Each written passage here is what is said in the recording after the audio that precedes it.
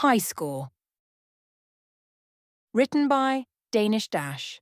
Edited by Solo Brony. Prologue. Luna sighed. Another night without a single pony showing up for night court. It wasn't a surprise, it was absolutely routine, in fact. That was the whole problem. She tried to remind herself that the ponies of Equestria had grown up with one ruler their entire lives, and now suddenly there were two. Some adjustment was to be expected, especially after one of them had tried to take over the nation and plunge it into eternal darkness. No, that was Nightmare Moon, not Luna. Although, then again, even she struggled to tell where she ended and the nightmare began. In some aspects, as alien as possible. In others, like looking into a mirror. No, she couldn't blame her subjects for the confusion or their fear. She deserved it. It just hurt. It hurt worse every day, and it had been 6 months, which meant that by now, it hurt. Pretty badly. Celestia had done whatever she could think of course, but she couldn't change the minds of her subjects on a dime. Nor would Luna want her to. She would have to earn their trust back. Nor could her sister change the fact that Luna was far outside of her own time. The technology had changed, the culture had changed, enemies had become friends, the very language had changed. The world had moved on without her, without a second thought. And it continued doing so, even now that she had returned. It had been 1,000 years. Change was expected, change she could handle. But the indifference she encountered from her own subjects was not a change she could accept so easily. Not all changes were bad, however. There was one change that had helped her grapple with all the rest of it. Games. Computer games. She'd found them absolutely amazing, so far beyond anything they had imagined in her time. They weren't widespread, and most were rather primitive, but they were all enjoyable to try. And on nights like tonight, when dreams were calm and she had nothing to do but stew in her own thoughts, they provided the solace she needed. She found a belonging there, escaping into virtual realms that the waking world never held for her.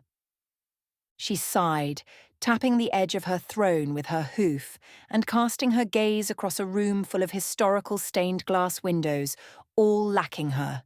Again, not a surprise, yet painful nonetheless. Even the guards, her only company, most of the time, didn't know what to make of her. They were courteous and professional, but Luna could still sense their caution, their hesitation around her. Having them there only made her feel more alone somehow. And where else could she go? Leave the throne room and try to mingle among ponies too scared to even make an attempt at a friendly relationship? Not for the first time, Luna's patience at this farce run out. There was no sense at sitting here bored, alone and miserable for the entire evening, night after night. No pony was coming, she knew full well. No one wanted her counsel. They took all of that to her sister, along with their respect, adoration, all of it. She didn't resent Tia for that anymore, nor her subjects. She deserved it, she knew. Like everything else, it just hurt. Sergeant, she brought the guard to attention, we shalt retire this eve. Prithee, disturb us not, unless 'tis urgent. It took the guard a moment to pass what she'd said, but then he nodded. As she stood to leave, she paused and said, Forgive us. Me. I did not mean to lapse into old ponish again. He shook his head hurriedly, saying, It's okay, Princess, I understand. Tia had made sure they would be accommodating. It wasn't that Luna couldn't speak modern ponish. It was just new to her, like everything. The guard returned to attention, and Luna, having no more business and absolutely nothing to say, left in the throne room, disappeared with a spell. She didn't like leaving early, but she hated staying there. Leaving felt like giving up, but every time she stayed the entire time and no pony came, she felt worse. If someone really wanted to see her, they could send for her. Sometimes she was tempted to cancel night court entirely, but that felt a bridge too far. Without it, Her only remaining responsibility would be safeguarding the dreams of Equestria. On some nights, that kept her very busy. On others, she simply had nothing to contribute. Celestia saw to all of the bureaucracy and general management of the kingdom, a well-oiled system 1,000 years in the making that Luna scarcely knew the beginnings of, yet, and had set things up so intricately that even her direct involvement was rarely necessary. Equestria was so peaceful it barely had room for one princess. It had 3, and even Cadence was more experienced than Luna at this point. After years of studying under Celestia, she'd grown fully capable of governing a nation herself, if the need arose. Redundant, useless, Luna knew full well that at this point, she was simply another burden for her sister, and it made her want to scream into a pillow. Sometimes more than want to, but now wasn't the time for such thoughts. She was out of that awful empty throne room and back where she could feel alive. She deposited her regalia on the dresser while opening her wardrobe.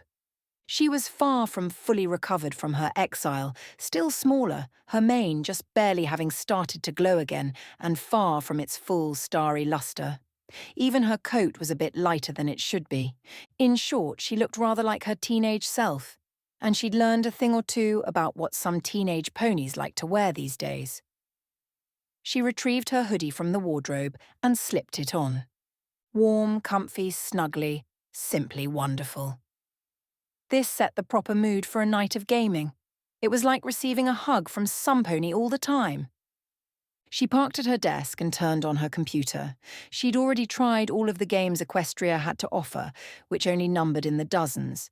But her mastery of dream magic also gave her insight into dimensional magic, and she'd made a few modifications to the machine. Human games. Her computer could access a whole other world, with their seemingly endless digital imaginations. If Equestria was advanced miles beyond her understanding, humanity, what little she could glean about them from their games, was leagues ahead. They had multiplayer. Oh, Luna had tried to get Tia to play a few equestrian games with her, but she simply wasn't interested. Those were so basic, it was more enjoyable to simply actually play ping-pong, or some such. This was on a different scale. Hundreds, even thousands of people playing together all at the same time on the same game from all across their world, and now from another world as well. She giggled at the thought. Luna kept to herself, but simply being among them, treated as an equal, was a treat in itself. In Legends of Aetoria too, she was no outcast, no one to be feared, shunned, or treated delicately like she was made of fine glass. Lelia, the level 2 dark elf, stepped into Aetoria, ready to seek adventure. Luna had only made this character yesterday, but she knew she'd explore much farther this time than with her other characters. Adventures and treasure awaited. "Lock and load, boys," she quipped, repeating a line she'd heard several times and only vaguely understood, and all her worries seemed to vanish.